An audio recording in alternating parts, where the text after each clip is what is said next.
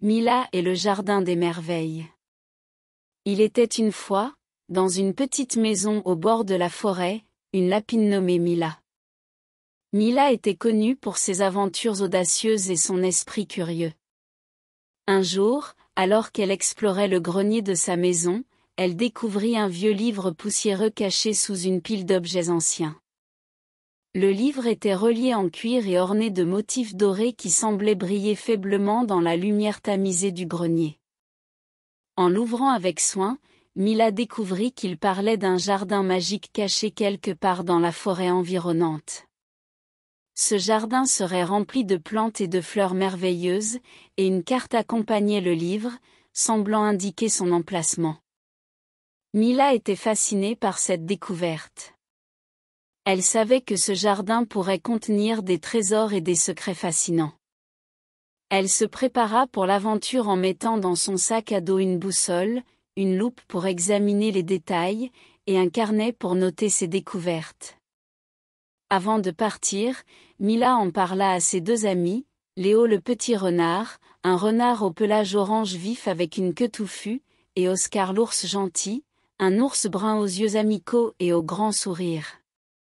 Léo et Oscar étaient ravis de l'accompagner dans cette nouvelle aventure. Le matin suivant, Mila, Léo et Oscar se mirent en route vers la forêt. La carte leur montrait un chemin sinueux à travers la forêt, mais ils étaient prêts pour le défi. Au début, le chemin était simple, avec des arbres espacés et des rayons de soleil filtrant à travers les feuilles. Les chants des oiseaux et le bruissement des feuilles accompagnaient leurs pas.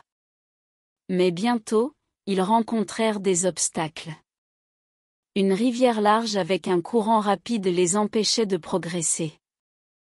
Léo, avec son agilité et sa rapidité, trouva un moyen de traverser la rivière en sautant de pierre en pierre, tout en aidant ses amis à traverser en toute sécurité.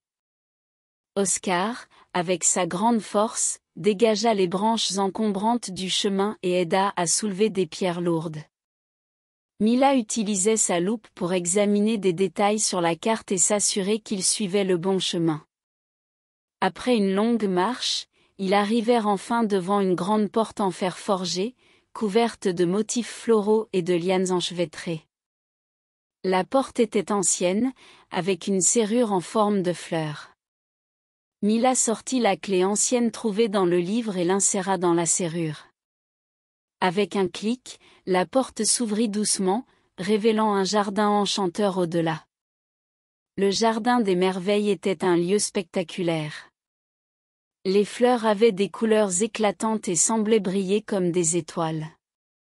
Des arbres aux fruits étranges, comme des pommes dorées et des oranges argentées, étaient dispersés ici et là.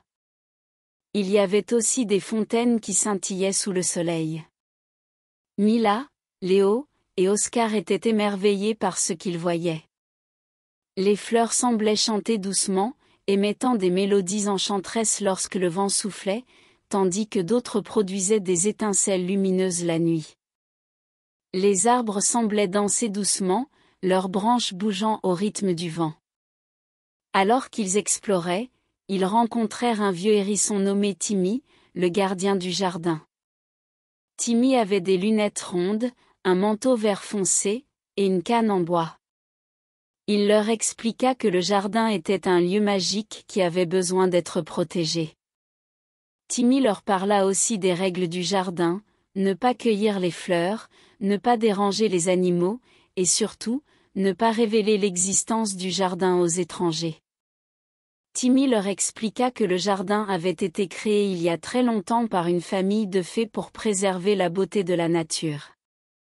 Timmy leur montra également des plantes rares, comme des lianes argentées qui brillaient à la lumière de la lune et des roses aux pétales multicolores qui changeaient de couleur en fonction de la température.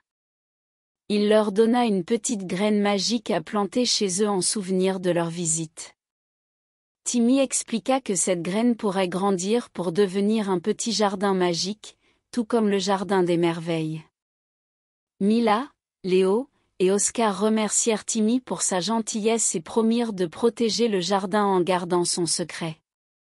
Ils revinrent chez eux avec des souvenirs merveilleux et la graine magique.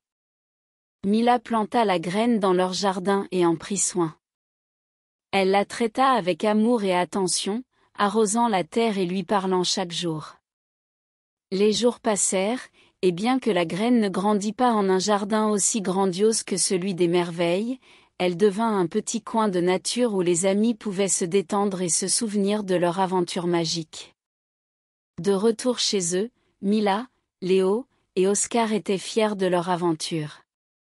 Ils avaient appris l'importance de respecter et de protéger la nature. Ils savaient que même une petite graine pouvait avoir un grand impact si elle était bien entretenue. Leur propre petit jardin, bien que modeste, était leur propre petit coin de magie, un lieu où ils pouvaient se souvenir de leurs merveilleuses aventures et des leçons qu'ils avaient apprises. Et toi?